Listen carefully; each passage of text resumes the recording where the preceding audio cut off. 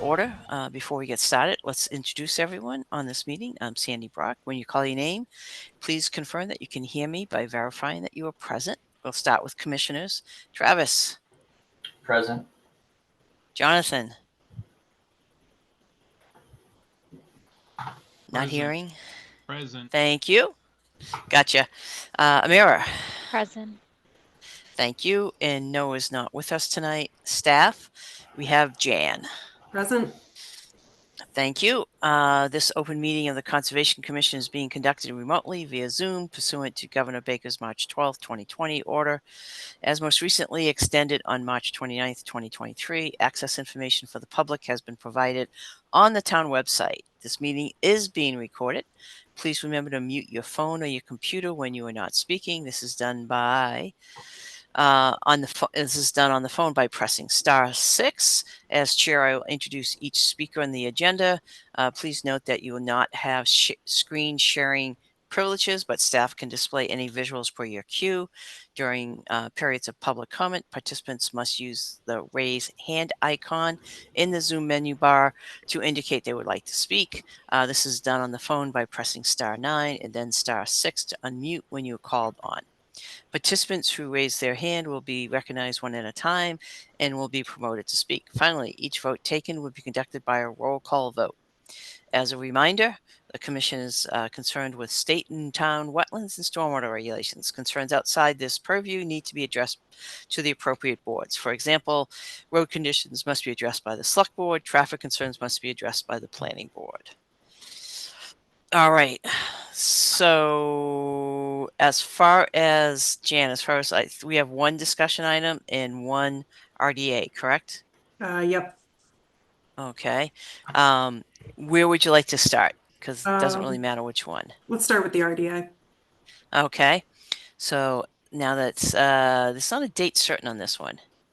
Yeah, nope. That's a continuance. Okay, thank you very much. All right, so pursuant to the Grafton Wetlands Protection Bylaw, Conservation Commission will hold a public hearing to act upon a request for determination of applicability for the construction of a single-family house at 12 Clearview Street. And who is here to discuss that? Good evening, Tim Tuhig from Dupree Engineering. You have the floor. All right, thank you. Good evening, everyone.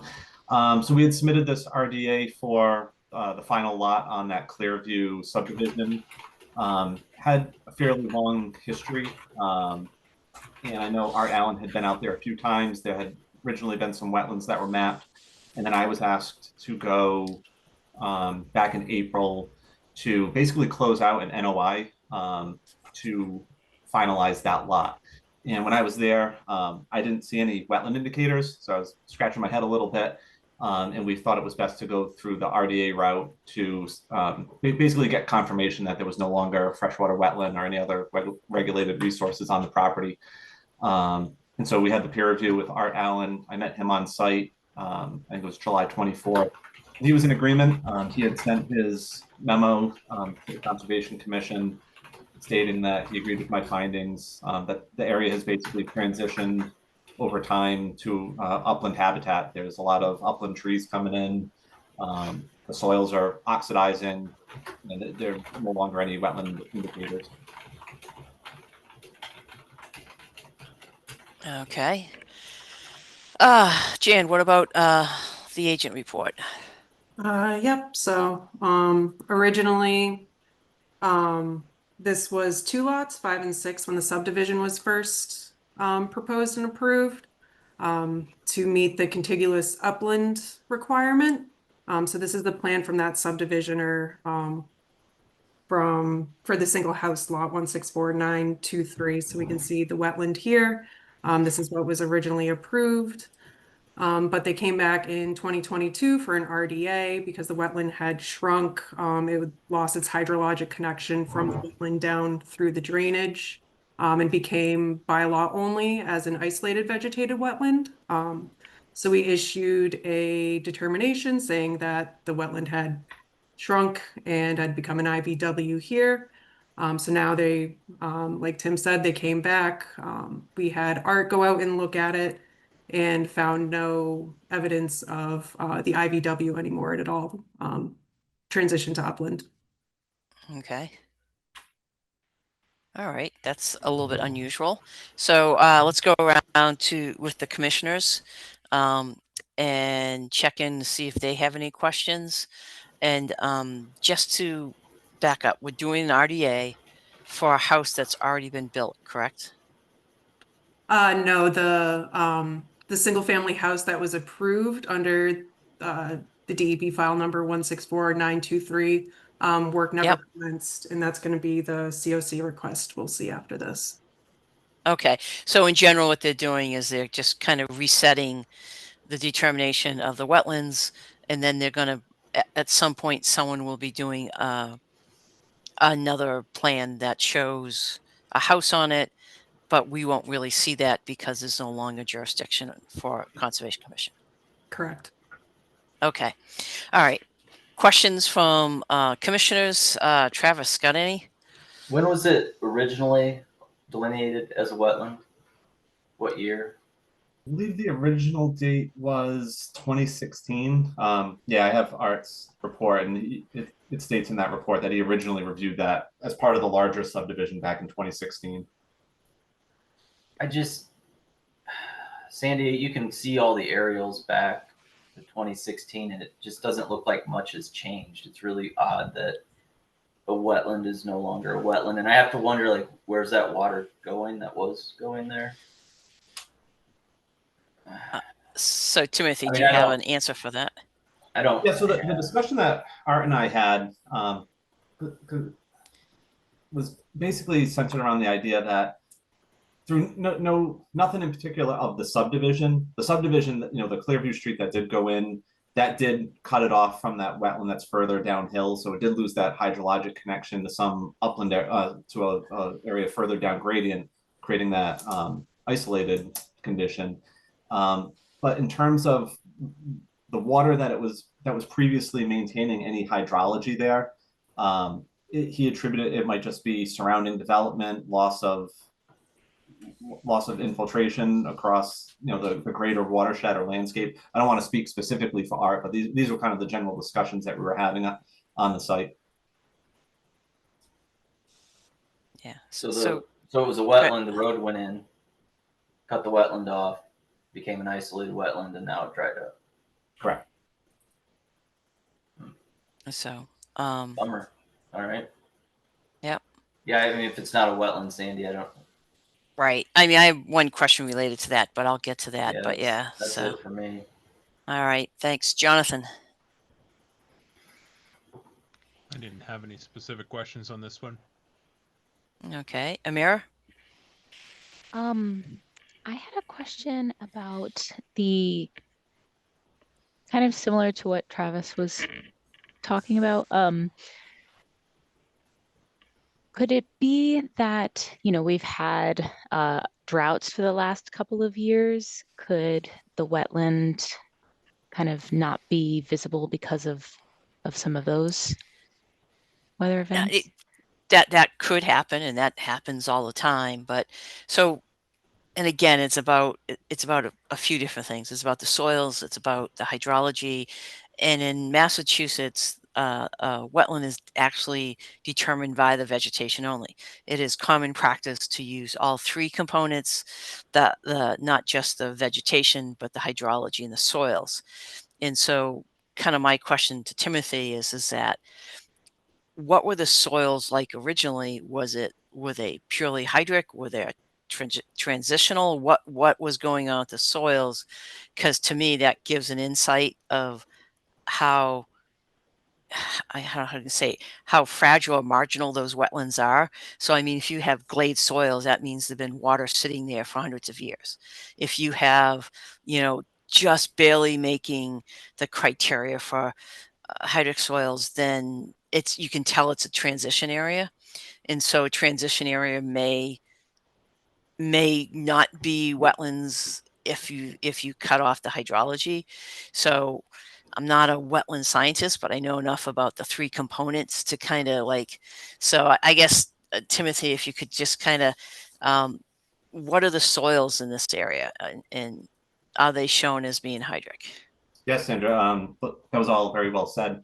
I wasn't part of any of the previous delineations. I can't speak to what the soil conditions were back in 2016. When I was out there, I sampled basically a transect line across the wetland. Yep. And none of the soils were even marginal. Like they were several, there's certain color criteria, Yep. make something a hydric soil. And it was several chips, like color chips away from meeting that hydric criteria. Right. Like I said, there's a lot of upland plants that are coming in. There were a lot of pine saplings. There's some oaks that are coming in. So it does seem like it is supporting a drier condition at this time. And I was there, when I did that original delineation. It was April and it was a fairly wet spring. There's no doubt that there is like a higher water table in that area, but it doesn't meet and it doesn't have enough of a hydrology to support wetlands. Yeah. So, Gotcha. Yeah. I don't know, Amira, if that helps you in kind of, wetlands are always changing. Typically they're getting bigger because of the way drainage is and the way storms are, but it's multiple things that play into it. And we have to go back to what the regulations say in Massachusetts, which is purely, the vegetation. It does. And when you're doing delineations, the policies do, say use all three components and stuff. I don't know if Travis, if you got any more to say about kind of that approach of delineation and stuff. So I delineated a lot of wetlands in the Midwest, but we would use all three factors. Massachusetts is a little different, but it sounds to me like maybe it was borderline wetland at the beginning when it was originally. Like I said, I wasn't in. I mean, the overstory hasn't changed. If you look at the aerials, it was probably white pine and Acer rubrum when it was. Oh, which is not, So you got the red maple, which will grow anywhere, which is a facultative, and the pines tend not to be there. I've seen white pine grow in wetter areas, but with their back up or whatever. If it's not a wetland, we had it peer reviewed. I don't know what we can do. I agree. Like there was no mischief. It doesn't look like somebody went out and just hand selected, cut the high bush blueberry or whatever that understory was. Yep. It's unfortunate. So, Amira, any other questions? I mean, just on the process and so forth. So. No, thank you guys. No, I have no other questions. Sure. So at this time, I'm just going to open it up to anyone who's attending or in the public that has any questions or comments about this. And then as we wait for that, we'll kind of continue on because this is the first time I've experienced this. So we need to just kind of chat about the process a little bit. And I do know the wetlands do change all the time, and usually they're getting bigger, not smaller, but that's depending upon the site and everything like that. So Jan, kind of the recommendation is we had it peer reviewed and it doesn't meet the criteria for a wetlands under the state law, and it no longer meets our criteria for an isolated wetlands because it doesn't have the vegetation. That's correct. Okay. All right. And so basically what we're doing is going to be to kind of approve the new RDA, which basically says there are no wetlands there. It's an update. Therefore, that delineation of the wetlands or non-wetlands will last for 3 years. The previous delineation, when was that, and did it expire? That was in 2022, but it's still active because of the Permit Extension Acts. Gotcha. So we're recommending that to have a finding on this, that this determination replaces the previous one. Okay. And that's fine. I mean, you can use that 3 years, for, in favor of developing things. If it got bigger in that 3 years, it still stays there. In this case here, it's going the other way. So it's up to the client who's submitting this basically to say, yeah, this is what we want is the new delineation. And Timothy, I'm guessing that's the way you're looking at this. You're muted. That's correct. Okay. All right. Jan, anyone from the public? Nothing from the public. Nothing from the public. So other than the findings, is there anything else that we want to mention as far as, taking a vote and issuing a negative determination, but also indicating a finding of delineation of wetlands, correct? That's correct. Okay. I'm just going to, because this is different, I'm just going to go around once more if anyone else has any other questions. Travis? No. Okay. Amira? No. Okay. Jonathan? Nope, no more questions. Okay. I don't. It's just something a little bit different. Okay. So based on this conversation, based on there's no public and so forth, we're going to move for a vote on the RDA. So this will be a negative determination with the finding of the new delineation of the new delineation of wetlands, which demonstrated there are no state or locally regulated wetlands on this site any longer. Have fun, whoever wants to. So moved. Thank you. And then do I have a second? Second. We have a motion and a second. Roll call vote. Travis? Yes. Mira? Yes. Jonathan? Yes. I am also a yes. The motion carries. Good luck. It's the first time I've seen this happen, which doesn't really mean a whole lot, but it is what it is. That's what it is. Thank you. All right. Have a good one. All right. What's up next? The next thing is we have the request for certificate of compliance for 12 Clearview Street, the RDA we just saw. This was for the single house lot or the single family house that was originally proposed in 2016. Work never commenced on this project. Okay. So this is fairly straightforward. Do I have a motion? Move to issue the certificate of compliance for 12 Clearview Street. Second. And we have a motion and Jonathan seconded it. Roll call vote. Jonathan, you're up front. Yes. Travis? Yes. Mira? Yes. I am also a yes. That is taken care of. And looking at agenda, is there anything else? That's all we got. Wow, this has got to be a record or close to it. Unless anyone has any questions to ask or anything else, we got one last motion. Motion to adjourn. Do we have a second? Second. We have a motion and a second. Roll call vote. Travis? Yes. Amira?